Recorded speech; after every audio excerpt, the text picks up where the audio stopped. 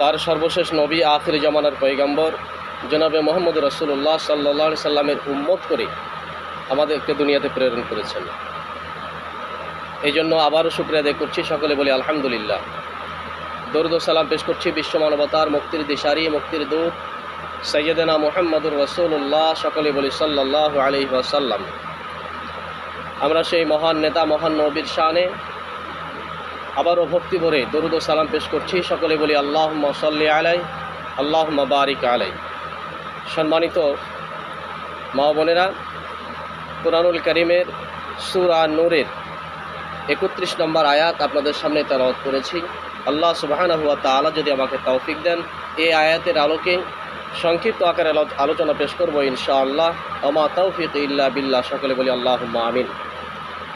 আমি যে আয়াতখানা আপনাদের সামনে তেলাওয়াত করেছি, আমি আগে বলেছি এই সূরাটির নাম হচ্ছে সূরা নূর। সূরা নূর বা এই নূর শব্দটির কুরআনুল কারীমের এই সূরাটার নামকরণ করা হয়েছে সূরা নূর। আর নূর শব্দটি হচ্ছে এক বচন, এর বহু বচন হচ্ছে আর নূর। এর অর্থ হচ্ছে আলোক, জ্যোতি বা চাঁদের কিরণ বা দিনের আলো ইত্যাদি। নূর এমন একটা জিনিসকে বা আলো এমন একটা জিনিসকে বোঝায় যার সাহায্যে সব কিছু প্রকাশিত উদ্ভাসিত হয়ে যায়। এই নূর যা নিজেই প্রকাশ হয় এবং অন্যান্য জিনিসকে অন্ধকার থেকে আলোকিত করে। কুরআনুল কারীমের এই শব্দটি বেশ কয়েকটি জায়গায় কয়েকটি অর্থে ব্যবহৃত হতে দেখা যায়। যেমন এই সূরার 35 নম্বর আয়াত আল্লাহ সুবহানাহু ওয়া তাআলা বলছেন, আল্লাহু নূরুস সামাওয়াতি ওয়াল আরদ, আল্লাহ নবমণ্ডল এবং ভূমণ্ডলের নূর বা জ্যোতি। সুতরাং নূর শব্দটি এই সূরায় মোট 7 বার উল্লেখ করা হয়েছে। আল্লাহর নির্দেশে রাসূল করিম সাল্লাল্লাহু আলাইহি সাল্লাম এই সূরার নামকরণ সূরা আন-নূর বলে উল্লেখ করেছেন। এই জন্য এই সূরার নাম সূরা আন-নূর হয়েছে। এ হচ্ছে সূরার নামকরণের সংক্ষিপ্ত আলোচনা। নামকরণের বিষয়ে আর আলোচনা বাড়াবো না, যেহেতু যে আয়াতখানা তেলাওয়াত করেছি আমার সেই আয়াতের আলোচনার দিকেই দৃষ্টিপাত করবে ইনশাআল্লাহ। আমি যে আয়াতখানা আপনাদের সামনে তেলাওয়াত করেছি, এই আয়াতখানা সূরা আন-নূরের 31 নম্বর আয়াত। মূলত 27 থেকে 32 নম্বর আয়াত একটা বিষয়কে উল্লেখ করে, একটা বিষয়কে সামনে রেখে আল্লাহ সুবহানাহু ওয়া তাআলা নাজিল করেছেন একত্রে। এই আয়াত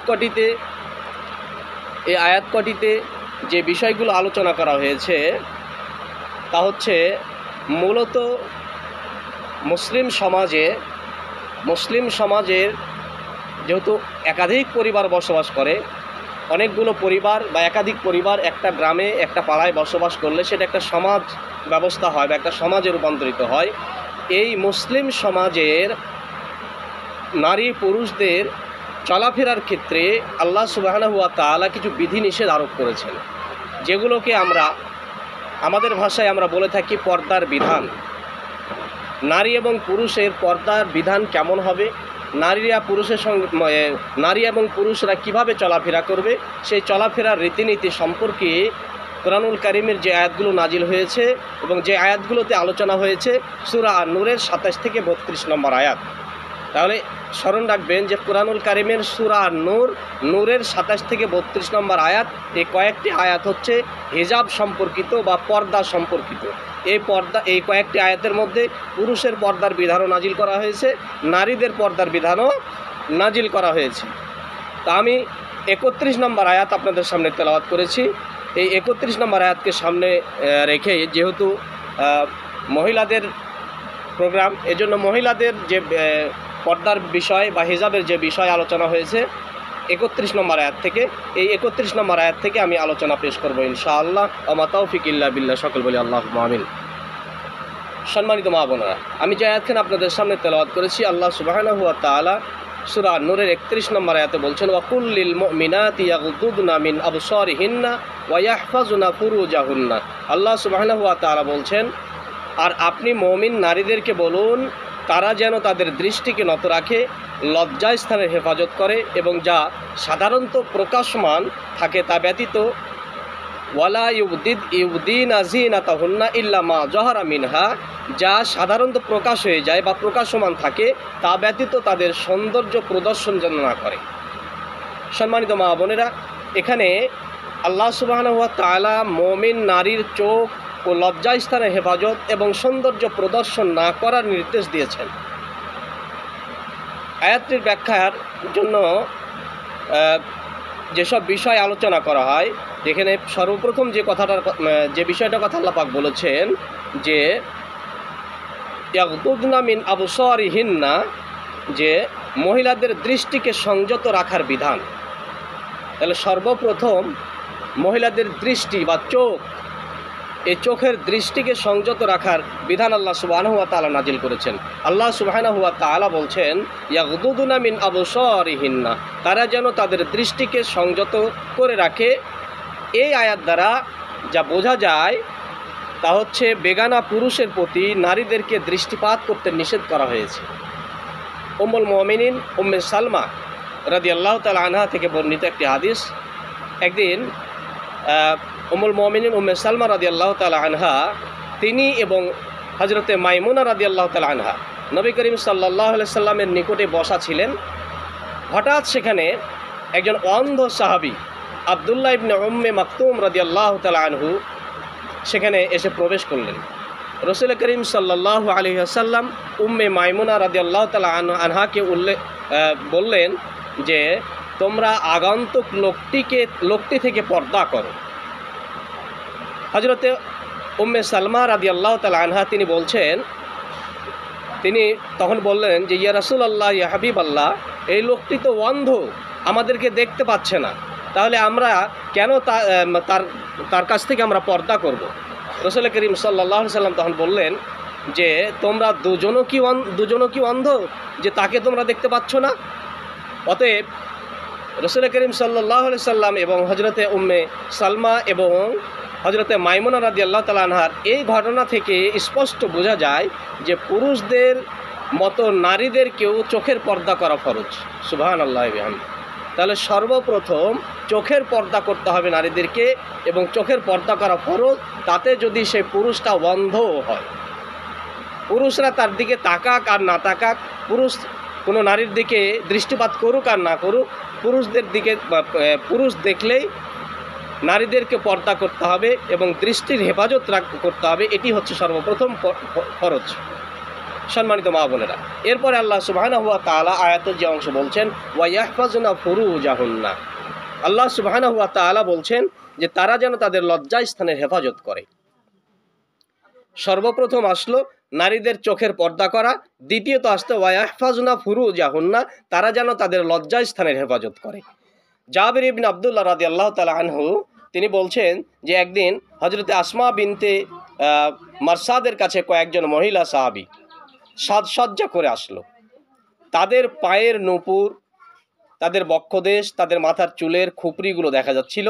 তাদের এই অবস্থা থেকে হযরতে আসমা রাদিয়াল্লাহু তাআলা আনহা বললেন, এ তো অত্যন্ত কুৎসিত অশোভনীয় বিষয়।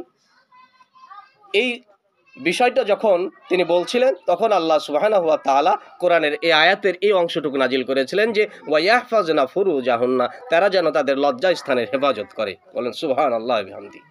সুতরাং মহিলাদের সতর কয়েক ধরনের। যে সতরের হেফাজতের কথা বলা হয়েছে, পর্দার কথা বলা হয়েছে, মহিলাদের সতরকে কয়েকভাবে বিভক্ত করা হয়। যে হযরতে মালিক এবং হযরত হানাফি ইমামগণের মতে চেহারা এবং দু হাতের তালু ছাড়া পুরো শরীর, সমস্ত শরীরের সতর। শাফি এবং হাম্বলি ইমামগণের মতে মহিলাদের পুরো শরীরই সতর। মুহররম পুরুষের সামনে সতর হচ্ছে মুহররম পুরুষ তথা যাদেরকে বিয়ে করা হারাম, এদেরকে বলা হয় মুহররম পুরুষ। এই বিষয়গুলো, এই ছোটোখাটো বিষয়গুলো মুসলিম মা বোনদের এই শব্দগুলো মানে মুখস্থ করা বা জেনে রাখা খুব জরুরি। যে মুহররম বলতে সেটাই বোঝানো হয় যাদের সাথে বিয়ে করা হারাম, এগুলোকে বলা হয় মুহররম। তাতে মুহররম পুরুষও হতে পারে, মুহররম নারীও হতে পারে। পুরুষের ক্ষেত্রে সেসব নারীরা মুহররম যাদের সাথে বিয়ে হারাম, আর মহিলাদের ক্ষেত্রে সেসব পুরুষরা হারাম যাদের সাথে বিয়ে হারাম। তাহলে মাহরাম পুরুষ তথা যাদেরকে বিয়ে করা হারাম তাদের সামনে মাথা, ঘাড়, হাত পায়ের নলা যদি কখনো খুলে যায় তবে গুনাহগার হবে না। তবে তাদের পিঠ, পেটের দুপাশ, পেটের দুই পার্শ্ব, তাদের কটিদেশ, রান, নিতম্ব, যৌনাঙ্গ, হাঁটু, এই অঙ্গ প্রত্যঙ্গগুলো সাধারণত যা আবৃত করে রাখা হয় তা দেখা জায়েজ নয়। আশা করি বুঝতে পারছেন যে মাহরাম পুরুষের সামনে, যেমন পিতা, আপন ভাই, সন্তান, এদের সামনে মাথা, পায়ের নলা, হাতের তালু বা হাত এসব যদি মানে ওপেন হয়ে যায়, খোলা খোলা থাকে, তাহলে তাদের সামনে কি হবে না? পাপ হবে না। কিন্তু যে শরীরের যে অঙ্গগুলো যৌনাঙ্গের সাথে ইয়ার সাথে সম্পৃক্ত, ওই অঙ্গ প্রত্যঙ্গগুলা তাদের সামনে দেখানো নাজায়েজ বা হারাম, সেগুলো দেখানো যাবে না। তবে সাধারণত যে সব বিষয়গুলো কাজকর্ম, যেমন পরিবারে কাজকর্মের ক্ষেত্রে হাত উদাম রাখতে হয়, অনেক সময় পায়ের স্যান্ডেল থাকে না, পা উদাম থাকতে হয়, পায়ের মোজা পরা যায় না, মুখমণ্ডল উদাম থাকে, এসব জায়েজ আছে শুধুমাত্র মাহরাম পুরুষদের সামনে। আর বাকি দেহের সমস্ত শরীর ঢেকে রাখতে হবে, তাদের সামনে খোলা রাখা যাবে না।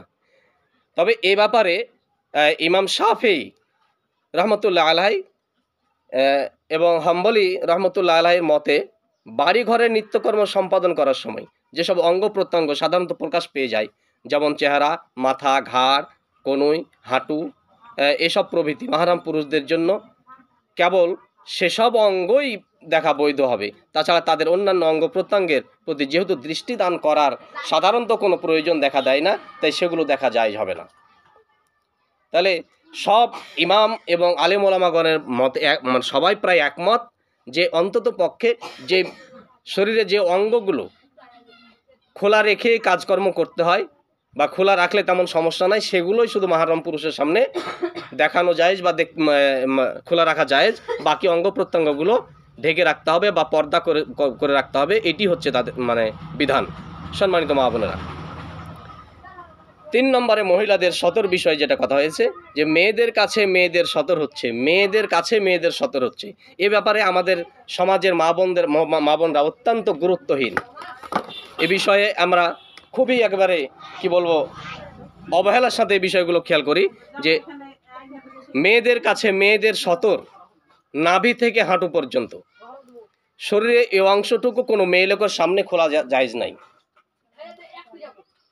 কোনো মেয়ে অন্য মেয়ের সামনে উলঙ্গ হয়ে গোসল করে, এটাও বড় নির্লজ্জতা এবং অবৈধ কাজ। মেয়ে হয়েছে বলে আরেকটা মেয়ের অঙ্গ প্রত্যঙ্গ দেখতে পাবে বা আরেকটা মেয়ের সামনে বেপরদা হয়ে চলতে পারবে, তা থাকতে পারবে, এটা জায়েজ করা হয় নাই। যেটা সাধারণত আমাদের সমাজে মা বোনদের ক্ষেত্রে খুবই ব্যত্যয় ঘটে যায় এই পর্দার বিধানটা। এক্ষেত্রে যদিও পুরুষের সামনে যতটুকু করে পর্দা করে, কিন্তু মেয়েদের সামনে মেয়েরা পর্দার ব্যাপারে খুবই বেখেয়াল। এক্ষেত্রেও আমাদেরকে খুব সজাগ দৃষ্টি রাখতে হবে এবং খুব সতর্কতার সাথে জীবনযাপন করতে হবে। সম্মানিত মা বোনেরা, নারীদের এরপরে আয়াতের অংশে নারীদের সৌন্দর্যের ব্যাপারে যে বিষয় বলা হয়েছে,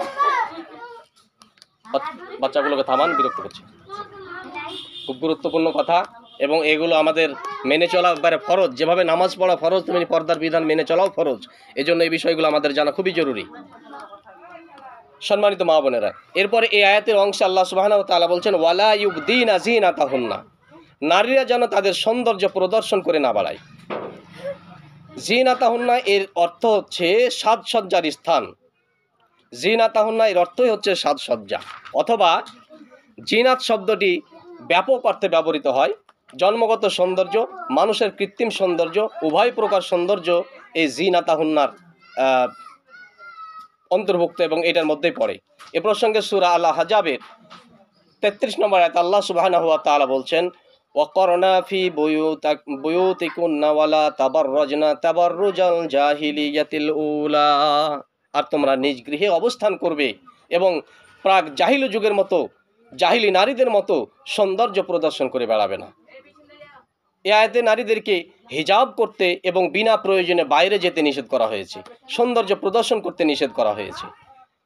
এ আয়াতে আল্লাহ সুবহানাহু ওয়া তাআলা ওয়াকুরনা ফি বুয়ুতিকুন্না এর ব্যাখ্যায় মুফাসসিরগণ বলছেন, নারীদের জন্য প্রয়োজনের প্রেক্ষিতে পর্দা করে ঘর থেকে বের হওয়ার অনুমতি রয়েছে, তবে আপন গৃহে অবস্থানই তাদের জন্য উত্তম, আর সৌন্দর্য প্রদর্শনের উদ্দেশ্যে বের হওয়া একেবারে নিষিদ্ধ। পরপুরুষের সামনে নারীর সৌন্দর্য, রূপ লাবণ্য প্রকাশ করা ইসলামের দৃষ্টিতে একদম হারাম। এ আয়াতে নারীদের উদ্দেশ্যে আল্লাহ সুবহানাহু ওয়া তাআলা বলেছেন, ওয়ালা তাবাররজনা। ওয়ালা তাবাররজনা অর্থ হচ্ছে তোমরা তাবাররুজ করো না। মুফাসসিরিনগণ এর তিনটা অর্থ করেছেন। ওয়ালা তাবাররজনার অর্থ হচ্ছে, হে নারীগণ, তোমরা চেহারা এবং দেহের সৌন্দর্য প্রদর্শন করো না। দ্বিতীয় অর্থ হচ্ছে, তোমরা পোশাক এবং অলংকারের বহর লোকদের সামনে উন্মুক্ত করো না। তৃতীয় অর্থ হচ্ছে, তোমরা চালচলনের মাধ্যমে নিজেকে অন্যের সামনে তুলে ধরো না। খলিফা ওমর রাদিয়াল্লাহু তাআলা আনহুর শাসন আমলে এক মহিলা স্বামীর অনুমতি নিয়ে সাজসজ্জা করে বাইর হলো। ওমর রাদিয়াল্লাহু তাআলা আনহু এ কথা জানতে পেরে তাকে ডেকে পাঠালেন, কিন্তু তাকে পাওয়া গেল না। তখন তিনি উপস্থিত সকলকে উদ্দেশ্য করে বললেন। কে বললেন? হযরত ওমর রাদিয়াল্লাহু তাআলা আনহু। তিনি সকলকে উদ্দেশ্য করে বললেন, যে মহিলা বাইরে গেছে এবং যে তাকে বাইরে যেতে দিয়েছে, উভয়কে পেলে কেটে আমি টুকরো টুকরো করব। বলে নাউজুবিল্লাহ মিন যালিক। যে মহিলা তার পিতা কিংবা ভাইকে দেখতে যাবে, তার এত সাজগোজের কি প্রয়োজন? পুরনো কাপড় পরে গেলেও তো পারে, ফিরে এসে স্বামীর জন্য সাজগোজ করবে। এটা হচ্ছে হযরত ওমর রাদিয়াল্লাহু তাআলা আনহুর খেলাফত আমলে তিনি যখন আমিরুল মুমিনিন, তখনকার এই ঘটনা। কথাটা ভালো খেয়াল করবেন যে একজন মহিলা তার স্বামীর অনুমতি নিয়ে খুব সাজগোজ করে বাইরে গেছে। বিষয়টি ওমর রাদিয়াল্লাহু তাআলা আনহু জানতে পেরেছেন। ওমর রাদিয়াল্লাহু তাআলা আনহু জানতে পেরে ওই মহিলার স্বামীকে ডেকে পাঠিয়েছেন, কিন্তু ওই স্বামীকে পাওয়া যায়নি বাড়িতে গিয়ে। তখন ওমর রাদিয়াল্লাহু তাআলা আনহু তার যে সভাসদ, তার সামনে যে উপস্থিত সাহাবা আজমাইন আছে, তাদের সামনে ভাষণ দিয়ে বললেন যে যে পুরুষ বা যে মহিলা বাইরে গেছে এবং যে তাকে বাইরে যেতে দিয়েছে, মানে একজন মহিলা বাইরে গেছে এবং তাকে তার স্বামী যেতে দিয়েছে বা যাওয়ার অনুমতি দিয়েছে, এই উভয়কে পেলে আমি কেটে টুকরো টুকরো করে ফেলবো। কেননা এই বাবা তোমরা বাইরে যা খেলো, যাও বাইরে যা খেলো। যে মহিলা তার পিতার বাড়ি অথবা ভাইয়ের বাড়ি গেছে বা ভাইকে দেখতে গেছে, তাকে এত সাজগোজের কি প্রয়োজন আছে? নিজের ভাইয়ের বাড়ি গেছে, নিজের বাপের বাড়ি গেছে, নিজের মায়ের বাড়ি গেছে, তার কি এমন সাজগোজের প্রয়োজন আছে? পুরনো কাপড় পরে গেলেও তো পারে, ফিরে এসে তার বাড়িতে এসে যত সাজগোজ করবে স্বামীর জন্য। এটি হচ্ছে হযরত ওমর রাদিয়াল্লাহু তাআলা আনহুর উক্তি। সুতরাং বর্তমান সমাজে আমরা এর ভয়াবহতা দেখতে পাই।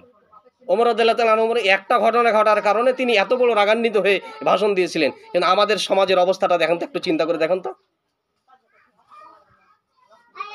যেমন যারা ইয়াং আছে, ইয়াং মা বোন অনেককে দেখি, অনেক পুরুষকেও দেখি যে বাড়িতে থাকে, বাড়িতে সাজগোজ করে মা বোনরা যেমন তেমন, কিন্তু বাইরে যখন পুরুষের মোটরসাইকেলের পিছনে যখন চড়ে বাইরে যায়, কোথাও বেড়াতে যায়, তখন যেমনভাবে সাজগোজ করে, নাউজুবিল্লাহ মিন যালিক, আসলে মানে বলা যাবে না, মানে এত বিশ্রী অবস্থা যায়। তাহলে পরিস্থিতি, আমরা তো মুসলমান ঘরের সন্তান, ওই মা বোনরাও তো মুসলমান ঘরের সন্তান, অথচ কত বড় একটা পর্দার বিধানকে লঙ্ঘন করে চলছে।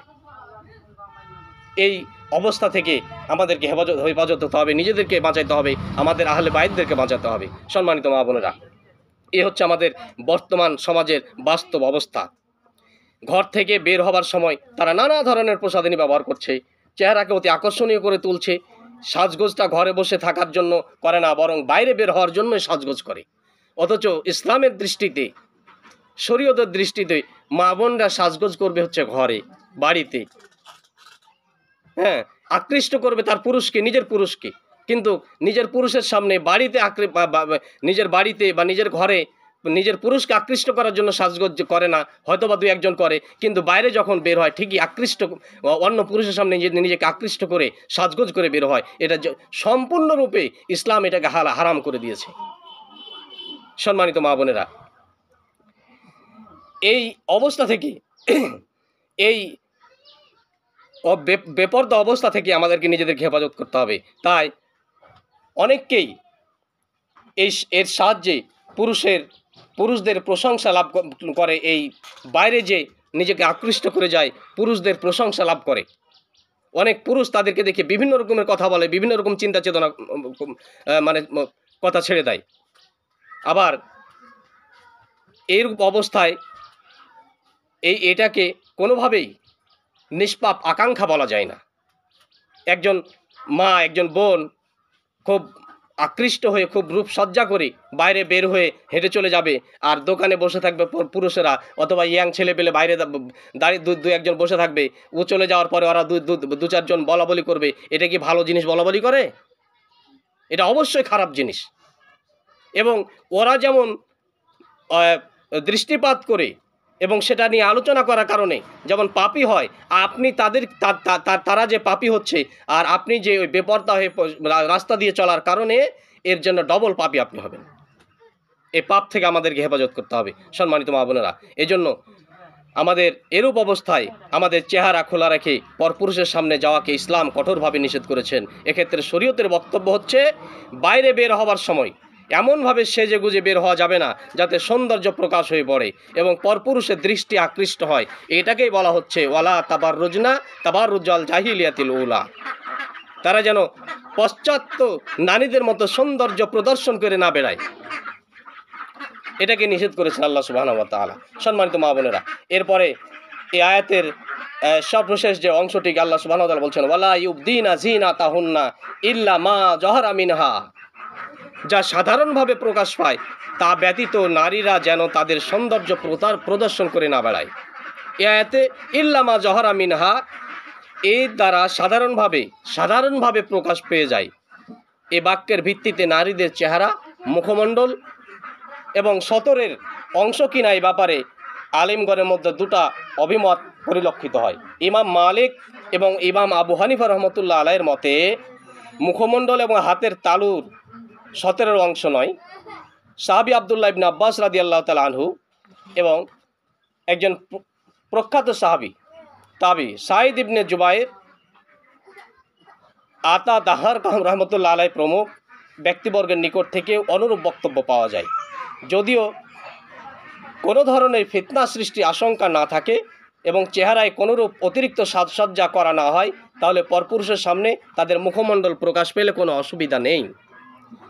এই জন্য নারীরা সালাতের সময় এবং ইহরাম অবস্থায় মুখমণ্ডল খোলা রাখেন। বিয়ের প্রস্তাবকারীর জন্য মুখমণ্ডল দেখার অনুমতি রয়েছে। তার মানে এই বিষয় নিয়ে দুটা মত। একটা হচ্ছে ইমাম মালিক এবং ইমাম আবু হানিফা রহমতুল্লাহ মতে হাত এবং মুখমণ্ডল মানে ফেস, মুখমণ্ডল খোলা রাখা জায়েজ আছে, যদি অতিরিক্ত সাজসজ্জা না করা হয়। সাজসজ্জা করে মানে খোলা রাখা যাবে না, সাধারণভাবে নর্মালি ন্যাচারাল অবস্থায় খোলা রাখা জায়েজ আছে। আর অন্যদের মতে শাফি এবং হাম্বলি রহমতুল্লাহ আলাইহির মতে মহিলাদের চেহারা এবং সতরের অংশ যা ঢেকে রাখা প্রয়োজন। কুরআনুল কারীমের ইল্লা মা যাহারা মিনহা এই আয়াতের ব্যাখ্যায় তারা বলছেন যে এটার দ্বারা উদ্দেশ্য হচ্ছে অনিচ্ছাকৃতভাবে কোনো অঙ্গ বা সাজসজ্জা প্রকাশ পেয়ে গেলে তাতে কোনো দোষ নাই। তবে আব্দুল্লাহ ইবনে মাসউদ রাদিয়াল্লাহু তাআলা আনহু তিনি বলছেন এই আয়াত দ্বারা শরীরের ওপর কাপড়ের যেমন বোরখা, লম্বা চাদর ইত্যাদিকে বোঝানো হয়েছে। হযরত আব্বাস রাদিয়াল্লাহু তাআলা আনহু প্রথম দিকে চেহারাকে সতরের অংশ না বললেও পরবর্তীতে যখন দেখতে পেলেন যে চেহারা খোলা রাখায় বিপদ বেড়ে যাচ্ছে, তখন তিনি মুসলিম নারীদেরকে বাইরে যাওয়ার সময় শুধু একটি বা দুটি চোখ ছাড়া জিলবাব বা বড় চাদর দ্বারা পুরো মাথা এবং মুখমণ্ডল ঢেকে রাখার নির্দেশ দিয়েছিলেন। তাহলে এই দুটা মতকে যদি আমরা সামঞ্জস্য করি, তাহলে এখানে স্পষ্ট পাওয়া হয় যে বাইরে বের হওয়ার সময়, বাইরে রাস্তাঘাটে চলাফেরা করার সময় আমাদের মুখমণ্ডল ঢেকে চোখ দুটা বাইরে রেখে অথবা চশমা, যেভাবে মুখমণ্ডল ঢেকে রাখাটাই হচ্ছে সর্বোত্তম পর্দা, যেটাতে কোনো প্রশ্ন আসে না। সন্দেহাতীতভাবে এটা একেবারে পর্দার হিসাবে পরিলক্ষিত হবে। তবে মুখমণ্ডল খোলা রাখার ব্যাপারে দ্বিমতের বিষয় আছে। একদল আলেম, একদল ইমাম, যেমন ইমাম মালিক এবং ইমাম আবু হানিফা বলছেন যে এটা খোলা রাখা জায়েজ আছে যদি সাজসজ্জা না করা হয় মুখমণ্ডলে। আর আব্বাস রাদিয়াল্লাহু তাআলা আনহু তিনিও প্রথম দিকে এটার ব্যাপারে বলেছিলেন যে এটা খোলা রাখা জায়েজ, কিন্তু পরবর্তীতে যখন দেখলেন যে এটা খোলা রাখার কারণে সমাজে ফিতনা সৃষ্টি হচ্ছে বিভিন্ন ধরনের। ব্যাখ্যা করতে গেলে অনেক বিষয় আসে, যে মানুষের মুখমণ্ডল দেখেই তার সমস্ত সৌন্দর্য প্রকাশ পায় হচ্ছে মুখমণ্ডলের ভিতরে, ফেসের ভিতরে। একটা মানুষের সৌন্দর্য প্রকাশ পায় হচ্ছে মুখমণ্ডলে। এই মুখমণ্ডলের সৌন্দর্য অসৌন্দর্য দেখেই মানুষ বিবেচনা করে বিভিন্নভাবে। এজন্য আব্বাস রাদিয়াল্লাহু তাআলা আনহু দেখলেন যে এই বিষয়টা যখন খোলাভাবেই যখন মানুষ মুখ খোলা অবস্থায় মহিলারা চলাফেরা করতে লাগলো, তখন সমাজে বিভিন্নভাবে ফিতনা বৃদ্ধি পেতে লাগলো। তখন আব্বাস রাদিয়াল্লাহু তাআলা আনহু এটাকে নিষেধ করে দিলেন যে মুখমণ্ডল খোলা না রেখেই চলা উত্তম। তাহলে প্রয়োজনের ক্ষেত্রে খোলা রাখতে পারবেন, তবে বাইরে এমনিতে রাস্তাঘাটে চলাফেরার ক্ষেত্রে মুখমণ্ডলটাও ঢেকে রাখাই কী হবে আমাদের জন্য উত্তম এবং সর্বোত্তম পর্দা হিসাবে গণ্য হবে। আল্লাহ পাক আমাদেরকে তৌফিক দান করুন, সকলে আল্লাহুম্মা আমিন। সম্মানিত মুসলিম কিরাম, তাহলে এখানে আমরা কয়টা বিষয় আমরা এখানে পর্দা হিসাবে পেলাম। প্রথম হচ্ছে আমাদের দৃষ্টিকে সংযত রাখতে হবে। কী সংযত রাখতে হবে? দৃষ্টিকে হেফাজত, দৃষ্টির করতে হবে, পর্দা করতে হবে। এরপরে লজ্জায় সাজসজ্জার বিষয়ে যে বিধান, সেটা হচ্ছে সাজসজ্জা শুধুমাত্র বাড়িতে করবে, নিজের পুরুষের জন্য করবে, পরপুরুষের সামনে নিজেকে সুসজ্জিত করে রাখার জন্য করবে না। এ উদ্দেশ্য যদি কেউ করে, এটা মারাত্মক গুনাহগার হবে এবং পর্দার বিধান লঙ্ঘিত হবে, আল্লাহ পাকের একটা ফরজ বিধান লঙ্ঘন করা হবে। তৃতীয়ত বিষয় হচ্ছে সতর হচ্ছে নারীদের একেবারে মাথার চুল থেকে পায়ের টাকনু পর্যন্তই সতর। তবে মাহরাম পুরুষের ক্ষেত্রে শুধুমাত্র মুখমণ্ডল, হাতের কনুই পর্যন্ত, পায়ের নলা পর্যন্ত মানে টাকনু পর্যন্ত খোলা রাখা জায়েজ আছে, বাকি অংশগুলো ঢেকে রাখতে হবে এটা।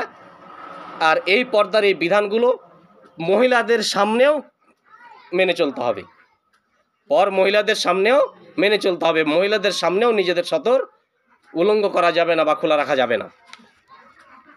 সাজসজ্জার ক্ষেত্রে তো বললাম।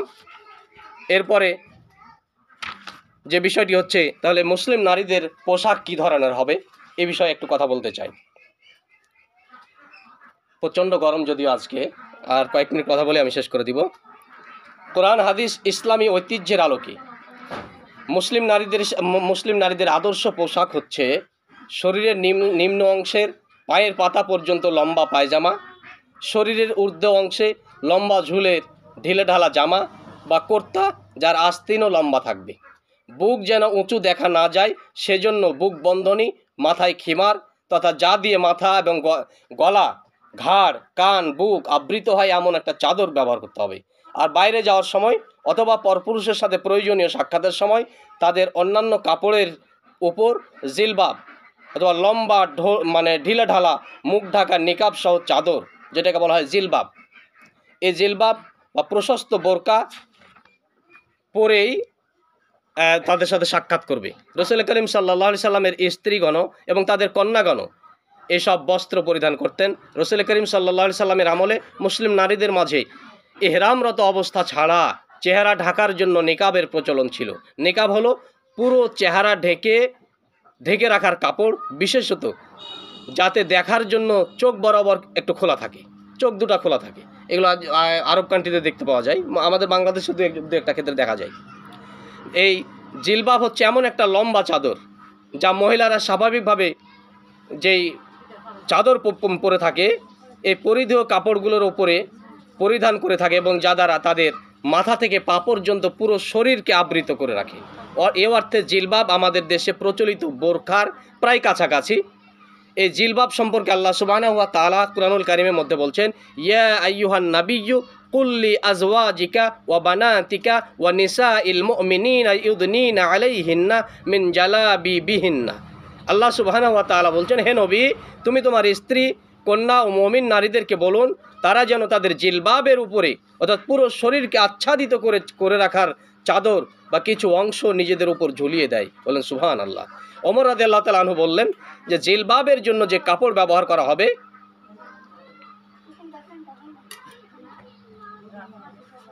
ওমর রাদিয়াল্লাহু তাআলা আনহু বললেন যে জিলবাবের জন্য যে কাপড় ব্যবহার করা হবে তার মধ্যে তিনটা শর্ত থাকবে। তিনটা শর্ত। একটা শর্ত হচ্ছে সে কাপড়টি এতটুকু দীর্ঘ ও প্রশস্ত হতে হবে যাতে সমস্ত শরীর আবৃত হয়ে যায়। দুই নম্বর শর্ত হচ্ছে সেই কাপড় যেন সৌন্দর্যের দিক থেকে এমন না হয় যে সৌন্দর্য ঢাকতে গিয়ে নিজেই সৌন্দর্যের প্রতীক হয়ে যায়। 3 নম্বর শর্ত হচ্ছে সেই কাপড় যেন মহিলাদের গোপন অংশকে স্পষ্ট করে না তোলে। এই 3টা শর্ত। ইবনে আব্বাস রাদিয়াল্লাহু তাআলা আনহু তিনি বলছেন, মহিলারা জিলবাবকে প্রথম কপালের উপরে পেঁচিয়ে বাঁধবে যাতে তা মাথা থেকে পড়ে না যায়, এরপর নাকের উপর ঘুরিয়ে নিবে, যদিও এতে চক্ষু দুটি দেখা যায় কিন্তু বক্ষদেশ চেহারার অধিকাংশ ঢেকে থাকবে। এই 3টা শর্ত হচ্ছে জিলবাবের। এরকম একটা পোশাক পরিধান করতে হবে। মানে এখানে বোঝা যাচ্ছে যে আমরা নিজের সৌন্দর্যকে ঢাকার জন্য যে পোশাকটা পরিধান করব সেই পোশাকটাও যেন এত সৌন্দর্য না হয়। এত সুন্দর পোশাকও পরা যাবে না বাইরে যাওয়ার সময়। এই জন্য পর্দা এবং পোশাকের যেসব জরুরি শর্ত সেগুলো হচ্ছে যে ডাক্তার জাকির নায়েক প্রধানত 6টা নিয়ম তিনি বর্ণনা করেছেন। ডাক্তার জাকির নায়েক তিনি 6টা নিয়মের কথা বলছেন। যেমন পুরুষের জন্য নাভি থেকে হাঁটু পর্যন্ত ঢেকে রাখতে হবে, মহিলাদের জন্য মুখ আর হাতের কবজি ছাড়া সমস্ত দেহ ঢাকতে হবে। এছাড়া আরও 5টা নিয়ম রয়েছে যা নারী পুরুষ উভয়ের জন্য একই। 1 নম্বর হচ্ছে পোশাক পরিধান করলে শরীরের গড়ন যেন বোঝা যায় এমন আঁটোসাঁটো পোশাক না পরা যাবে না। মানে আপনার দেহের সমস্ত শরীরের গঠন বা গড়ন বোঝা যাবে এরকম পোশাক পরলে সেটা পর্দার পোশাক হলো না। যাতে অস্পষ্ট হয়, আপনার দেহের সৌন্দর্য বা দেহের গঠনটা যেন স্পষ্টভাবে বুঝতে না পারে এরকম যথাসম্ভব চেষ্টা করতে হবে, এরকম পোশাক পরিধান করতে হবে। 2 নম্বর হচ্ছে পোশাক পরিচ্ছদ এমন পাতলা হওয়া যাবে না যার ভেতরের অংশ দেখা যাবে। মানে এত পাতলা দেখা যাবে না যে আপনার ভিতরে কি পোশাক পরে আছেন বা আপনার শরীরের রং কেমন এটা দেখা যায়, এরকম পাতলা কাপড়ের পোশাক পরা যাবে না। আবার পোশাক পরিচ্ছদ এমন হওয়া যাবে না নারীদের যা অমুসলিমদের মতো বা খ্রিস্টানদের মতো ক্রস পরতে পারবে না। মানে খ্রিস্টানরা বা ওই পশ্চিমা নারীরা বিভিন্ন ধরনের পোশাক পরে, এই ধরনের পোশাক পরা যাবে না। পোশাক পরিচ্ছদ এত আকর্ষণীয় হওয়া যাবে না যা নারীদের ক্ষেত্রে এবং পুরুষের ক্ষেত্রে পুরুষ এমন আকৃষ্ট পোশাক পরতে পারবে না নারীদের সামনে যে অন্য নারীরা আকৃষ্ট হয় তার প্রতি। আর নারীরাই এত আকৃষ্ট পোশাক, এত সৌন্দর্য পোশাক পরতে পারবে না যে তার পোশাকে পরার কারণে পুরুষেরা বারবার তার দিকে চেয়ে থাকবে বা তার দিকে তাকিয়ে দেখবে, তাতে তার প্রশংসাই করুক আর তার পোশাকের প্রশংসাই করুক, এই প্রশংসা যেন না করে পুরুষরা, এরকম পোশাক করতে হবে। সম্মানিত মা বোনেরা, যেসব ব্যক্তির সামনে পর্দা করা ওয়াজিব নয়, মহরম ব্যক্তিদের সামনে নারীদের পর্দা করা ওয়াজিব নয়। এ সম্পর্কে সূরা নূরের 31 নম্বর আয়াত থেকে সূরা আহজাবের 55 নম্বর আয়াতে মোট 12 শ্রেণীর ব্যক্তিদের মাঝে পর্দা ওয়াজিব না হওয়ার বিষয়ে আল্লাহ পাক উল্লেখ করেছেন। পর্দা যাদের সামনে আপনার করা ওয়াজিব নয়, আমি শুধু আয়াতটা বলবো না, আমি সংক্ষিপ্তভাবে বলে যাচ্ছি। 1 নম্বর হচ্ছে স্বামীর সামনে আপনার পর্দা করা না করা দুজনার সম্মতির ব্যাপার। এটা আপনি যদি পর্দা না করেন আপনি পাপী হবেন না। 2 পিতার সামনে এই সাধারণ পর্দা করে থাকতে হবে, তবে এই মুখমণ্ডল আপনার এই কনুই পর্যন্ত হাত এবং টাকনু পর্যন্ত পা এগুলো আপনি যদি খোলা রাখেন, মাথার চুল খোলা রাখেন, তাহলে পিতার সামনে আপনার পাপ হবে না। 3 আপনার শ্বশুরের সামনেও, আপনার শ্বশুর আপনার মাহরাম পুরুষ, তার সামনেও একই অবস্থা, একইভাবে একেবারে পুরোপুরি পর্দা করা ওয়াজিব নয় আপনাদের জন্য। 6 নম্বর আপন ভাই, সহোদর ভাই, বৈমাত্রেয় ভাই, বৈপিত্রেয় ভাই, দুধ ভাই এই অন্তর্ভুক্ত। তবে চাচা, মামা, খালা, ফুফার ফুফাতো ভাই যাদেরকে সাধারণত ভাই বলা হয় তারা গায়রে মাহরম অর্থাৎ পরপুরুষ, তাদের কাছে পর্দা করতে হবে। অর্থাৎ চাচাতো ভাই, চাচাতো বোন, তারপরে ফুফাতো ভাই, খালাতো ভাই, এরা হচ্ছে গায়রে মাহরাম, এদের সামনে আপনার বিয়ে জায়েজ, সুতরাং এরা হচ্ছে আপনার গায়রে মাহরাম, তাদের সামনে আপনার পর্দা করতে হবে, পর্দা করা ফরজ। এরপরে নিজেদের মহিলাগণ ব্যতীত অর্থাৎ পরিচিত মুসলিম মহিলাগণ অর্থাৎ অমুসলিম মহিলাদের কাছে পর্দা করতে হবে। 10 মালিকানাধীন দাসী। ইবনে মাসউদ রাদিয়াল্লাহু তাআলা বলছেন, অনেক প্রসিদ্ধ তাবি এবং অধিকাংশ ফিকাহবিদদের মতে আইমানাহুন্না অর্থাৎ দাস দাসী হলেও এখন তার দাস দাসীর অবস্থা মানে দাসীরাও এর অন্তর্ভুক্ত। যেমন আপনার বাড়ির কাজের মেয়ে, কারো বাড়িতে যদি কাজের মেয়ে মানে লাগাতার কাজের মেয়ে থাকে অথবা কাজের ছোট ছেলে থাকে, তাদের সামনেও আপনার পুরোপুরি মানে সাধারণ যেগুলো অংশ খোলা রাখা যায় এগুলো খোলা রাখলে তাদের ক্ষেত্রে আপনি পাপী হবেন না। আরেকটা গায়রে মাহরাম বলার কথা বলা হয়েছে যে ভাইয়ের ছেলে, বোনের ছেলে অর্থাৎ ভাতিজা, ভাতিজা, ভাগ্না, এসব এদের সামনে আপনাকে পর্দা করতে হবে, তবে সাধারণ পর্দা। যেগুলো খোলা রাখলে আপনার জন্য পাপ হবে না, সেগুলো খোলা রাখতে পারবেন। শিশুদের ক্ষেত্রে যেসব শিশুরা এখনও বুঝতে শিখেনি বা তাদের যৌন আকাঙ্ক্ষা তৈরি হয়নি, এরকম শিশুদের সামনে আপনি পর্দা করে না চললেও আপনি পাপী হবেন না। তবে যে শিশুরা বুঝতে শিখেছে, নারী পুরুষের পার্থক্য বুঝতে শিখেছে, সেসব শিশুদের সামনে আপনাকে পর্দা করতে হবে, পর্দার বিধান মেনে চলতে হবে। সম্মানিত মা বোনেরা, অনেক বিষয় আলোচনা হলো, আরও অনেক বেশি কথা বলতে গেলে অনেক লম্বা হয়ে যাবে কথা। আজকে এই সূরা নূরের 31 নম্বর আয়াতের এই যে সংক্ষিপ্ত পর্দার সম্পর্কিত যে বিষয়গুলো আমরা আলোচনা শুনলাম, আল্লাহ সুবহানাহু ওয়া তাআলা আমাদেরকে এই পর্দার বিধানগুলো মেনে চলা তৌফিক দান করুন। সকলে বলি আল্লাহুম্মা আমিন। এই পর্দার বিধানগুলো মেনে চলা আমাদের মা বোনদের জন্য এবং মুসলিম সমাজের জন্য অত্যন্ত অতীব জরুরি হয়ে পড়েছে। এই পর্দার বিধান যেই সমাজে প্রতিষ্ঠিত হয়ে যাবে বা যেই সমাজের মা বোনেরা, যে গ্রামের যেই সমাজ, যে রাষ্ট্রের মা বোনেরা এই পর্দার বিধানগুলো মেনে চলবে, আল্লাহ সুবহানাহু ওয়া তাআলার আকাশের দরজা এবং জমিনের বরকতের দরজা আল্লাহ সুবহানাহু ওয়া তাআলা খুলে দিবেন, বিপদের দরজাগুলো আল্লাহ পাক বন্ধ করে দিবেন, বলেন সুবহানাল্লাহ। এবং পরিবারের একটা পরিবার যদি পর্দানশীল পরিবার হয়, সেই পরিবারের উপরে আল্লাহ সুবহানাহু ওয়া তাআলার বিশেষ বরকত আল্লাহ পাক নাজিল করবেন। অনেক হাদিস রয়েছে এ বিষয়ে, কথা বলতে গেলে অনেক লম্বা হয়ে যাবে। আমি আশা করব এই ইউনিটে যেসব মা বোনেরা বসছেন, আপনারা নিজেরা যে বিষয়গুলো আলোচনা হলো, এই আলোচনাগুলো আজকে থেকেই আমাদের মধ্যে অনেক হতে ভুল ত্রুটি ছিল, অনেক ঘাটতি ছিল, অনেক দুর্বলতা ছিল, সরাসরি অনেকেই আমরা পূর্ণাঙ্গ পর্দা মেনে চলতে পারিনি। আজকে থেকে আমরা চেষ্টা করব এই পর্দার বিধানগুলো নিজেরা মানার এবং আমাদের পরিবারে যেসব মা বোনরা আসতে পারেনি তাদেরকেও আমরা এই বিষয়গুলো বোঝানোর চেষ্টা করব। আল্লাহ পাক আমাদেরকে তৌফিক দান করুন। সকলে বলি আল্লাহুম্মা আমিন। ওয়া আখিরু দাওয়ানা আনিল হামদুলিল্লাহি রাব্বিল আলামিন। আসসালামু আলাইকুম ওয়া রাহমাতুল্লাহ। পরিশেষে